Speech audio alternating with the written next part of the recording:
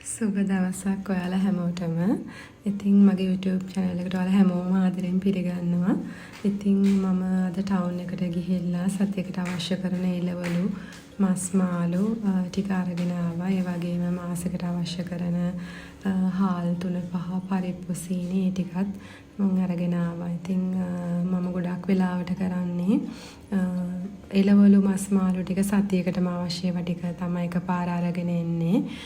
මොකද මම මේවා ටික සතියකට උවමනා කරන විදිහට කපලා කරලා ෆ්‍රිජ් එකේ දාගන්න මට ලොකු ඉඩ ප්‍රමාණයක් කියන්නේ මම තනිදොර ෆ්‍රිජ් එකක් මට තියෙන්නේ. ඉතින් ඒ නිසා මට සතියකට තමයි ස්ටෝර් කරන්න පුළුවන් ඉන්නේ ෆ්‍රිජ් එකේ. ඉතින් ඒ නිසා මම සතියෙන් සතිය තමයි එළවලු ටිකයි මස් මාළු ටිකයි ගේන්නේ. අනිත් එක ඉතින් සති දෙකකට වගේ ගෙනල්ලා පරණ කරලා කන්න අවශ්‍ය නැහැ. සතියකට ගෙනාවහම එතකොට අපිට ෆ්‍රෙෂ් විදිහටම තියාගන්න පුළුවන් මේ ටික සතියක් වගේ කාලයක් ඇතුළත.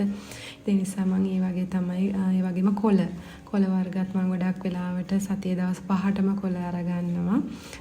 කලවම් පලා, එතකොට කතර මුරුංගා, කලවම් පලා නම් ගොඩක් වෙලාවට ගෙදරින් තමයි හොයාගන්නේ. මට ඉතින් ಜಾති දවස් 7ක් මම තෝරගන්නවා. ඉතින් දැනට මම 3යි අරගෙන ආවේ. මොකද මට තිබුණ නැහැ ಜಾති 7ක් තෝරගන්න. මේ ටික තිබුණ නිසා මම ඒ කොළ වර්ග 3 අරගත්තා. කතර මුරුංගායි, සාරණයි, අනිත් එක චපම්බඩු කොළයි. ඉතින් ඒ ටික තමයි මට හම්බුනේ. අනිත් එළවලු ටික දැන් මම ওই ටික ඔක්කොම එළියට තියලා ඊට පස්සේ මේවා ඔක්කොම ෆ්‍රිජ් එකට දාගන්න ඕනේ. ඊට අමතරව දැන් මම ගෙනාපු බඩු ටික, ඒ කියන්නේ මාසෙකට අවශ්‍ය කරන බඩු ටිකත් මම හිමීට අස් කරගන්නවා දැන්.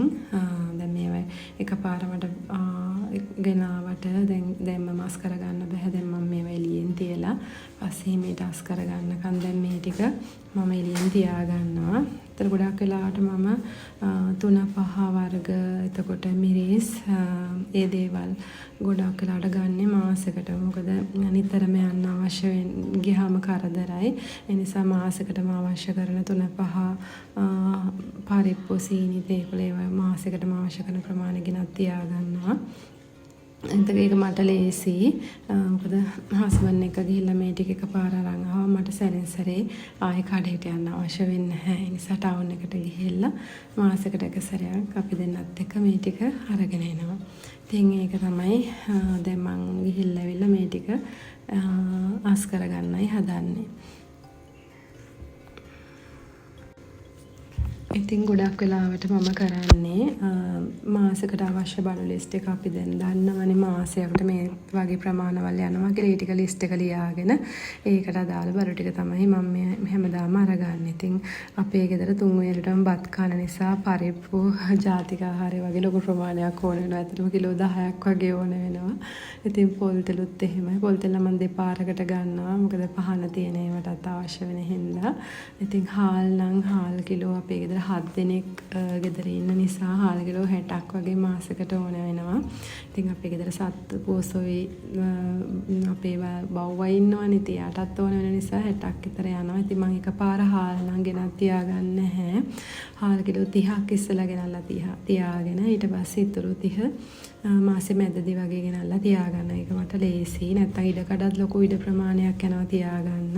ඉතින් දැනට මම ගෙනාපු එළවලු ටික ෆ්‍රිජ් එකට දාගන්නවා. මොකද පස්සේ දැන් මට අද මේක කරන්න හම්බෙන්නේ නැහැ. දැන් බඩු ගෙනාපු ගමන් මේ ටික එළියේ තියන්නත් බැරි නිසා මම දැනට එළවලු ටික ෆ්‍රිජ් එකට දාගන්නවා.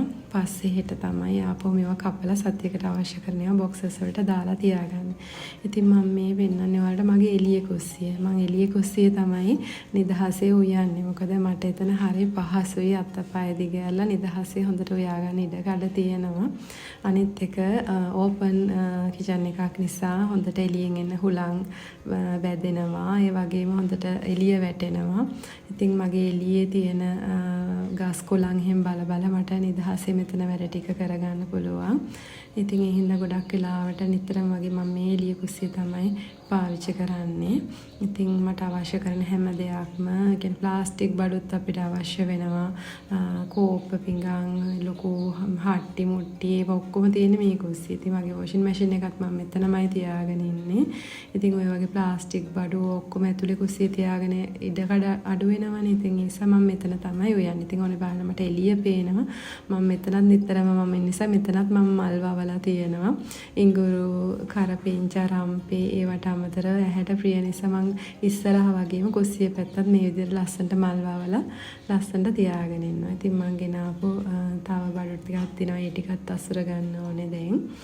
ඉතින් ඔයාලා ටිකත් අතනම තියාගෙන මම එළිය කුස්සියේ තමයි මේ ටිකත් තියාගෙන. ඉතින් හැමදේම අත ළඟ තියෙනකොට හරි පහසුයිනේ.